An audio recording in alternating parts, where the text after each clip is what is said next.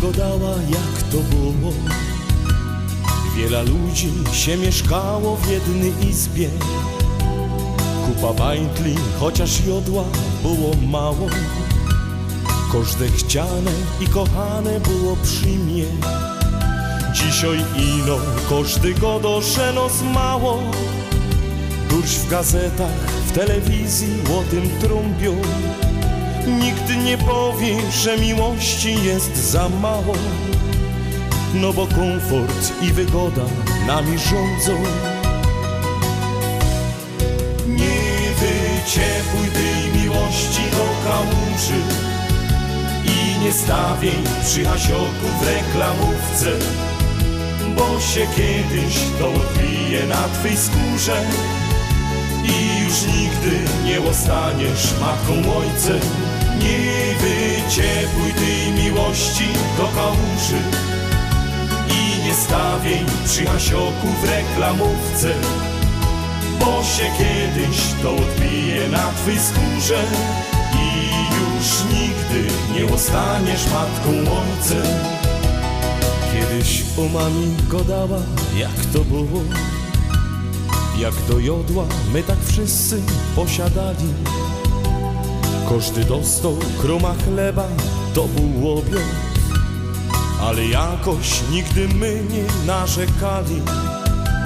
Chociaż fater dzień i w nocy tak harował, to swych bajtli na kolanach też piastował. Bo miłości byli wszyscy nauczyni. Dzisiaj słyszysz, że nos mało kto to zmieni. Nie wyciepłuj tej miłości do kałuży i nie stawiaj przy Hasioku w reklamówce, bo się kiedyś to odbije na twej skórze i już nigdy nie zostaniesz matką, ojcem. Nie wyciepłuj tej miłości do kałuży i nie stawiaj przy Hasioku w reklamówce, bo się kiedyś to odbije na twej skórze i już nigdy nie zostaniesz matką, ojcem.